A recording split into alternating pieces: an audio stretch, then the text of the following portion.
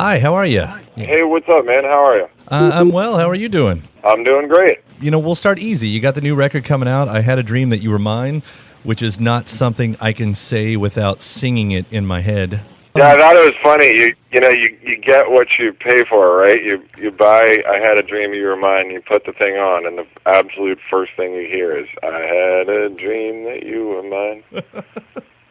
I No beating around the bush. No, I thought I was in danger of opening this call and I'd be singing your song as you popped on, which is it's like wearing the band T-shirt to the show. Yeah. Let's hear the story. Where does this whole collaboration start? Well, I originally met Rostam in about 2008 when Vampire Weekend opened for the Walkmen. That was the first time I met Rostam.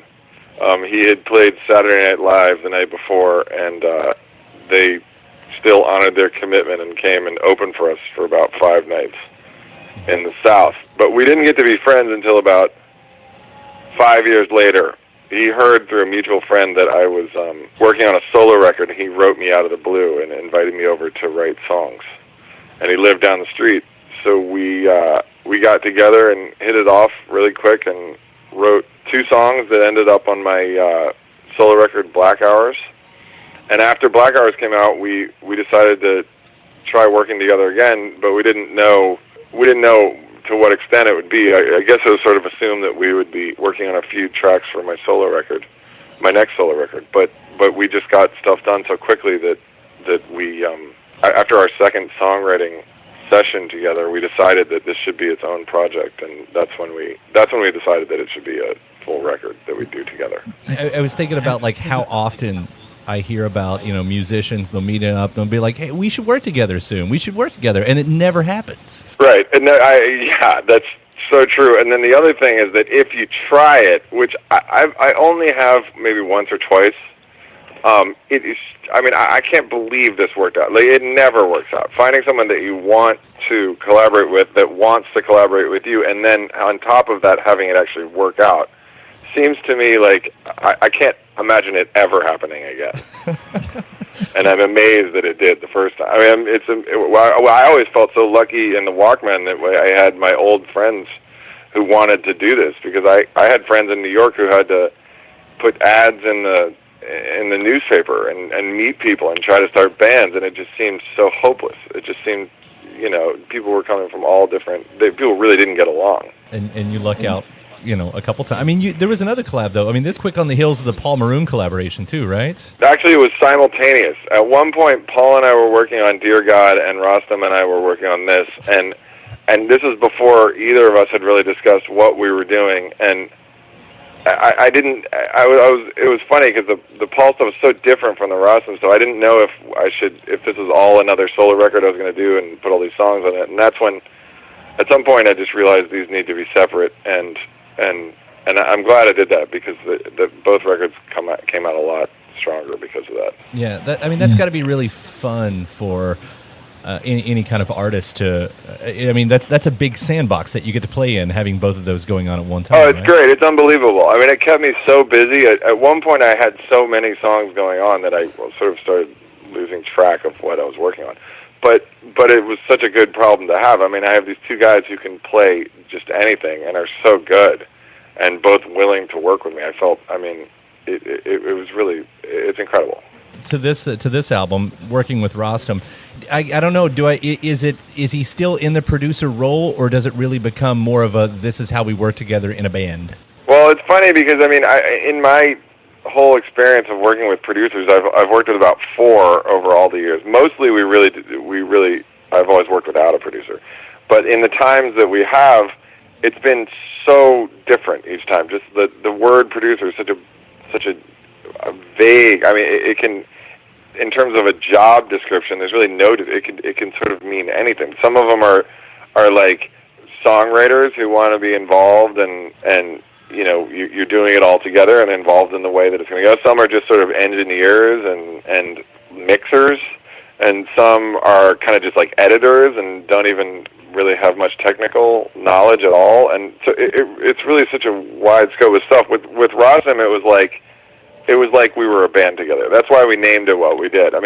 we talked about naming it Hamilton Leithauser and then having it produced by Rostam, but that really wasn't being totally truthful. It's kind of like, I mean, from what my experience was, we're a band. We did it together. This does, I mean, so it's not your solo record, but it does kind of fall in the catalog of your second release post Walkman, or its second and a half. Well, it's got my name. That's why we called it what we did, so for a little bit of clarity on who this is and what's happening. Cause how is it for you then? I mean, well, I guess I'd say, how important was it, if at all, post Walkman, to say, I have to do something different, I have to get away from the old sounds or old habits, or is that even an issue? Oh, definitely, very important. I mean, it's something I feel like I've gotten away from it now, so that's less on my mind, and I feel like I've been able to come up with a lot of stuff that really doesn't sound at all like the Walkman, but that was more of something I was really thinking on Black Hours. I thought we got to get rid of those sounds, and the music's got to be different, and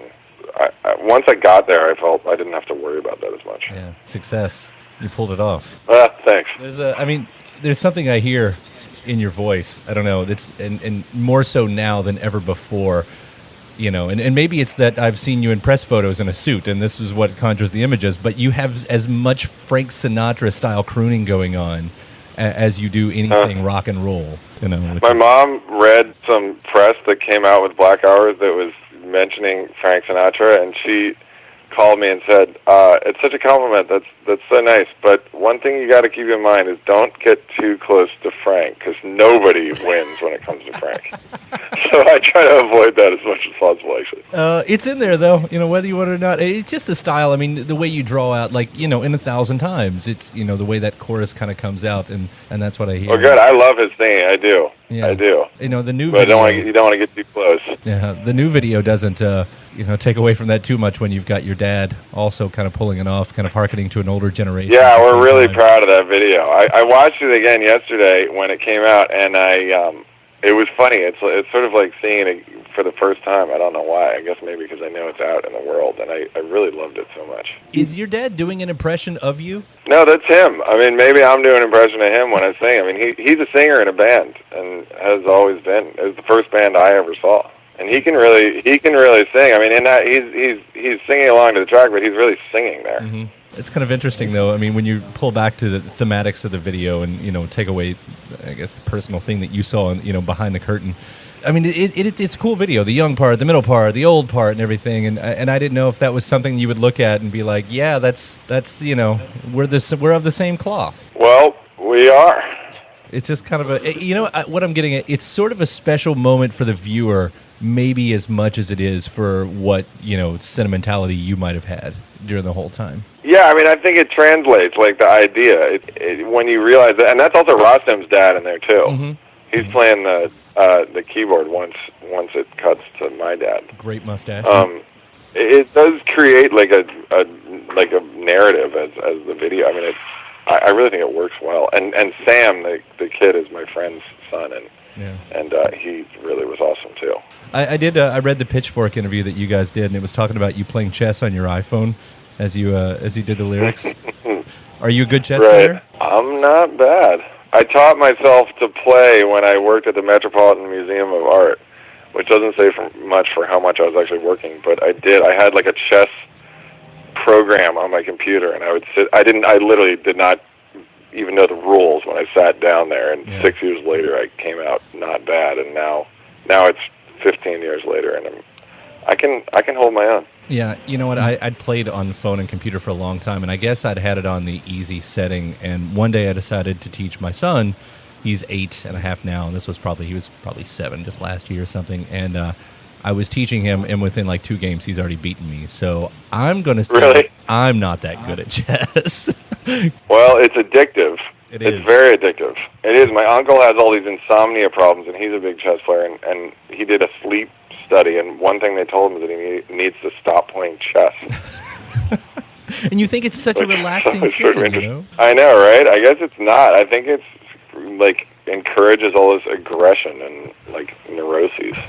And that's what comes out in your new album, aggression and neuroses. Right. Yeah.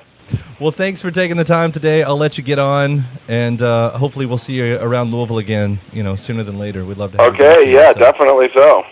And take care. All right, thanks very much, man. Nice to talk to you. Bye-bye.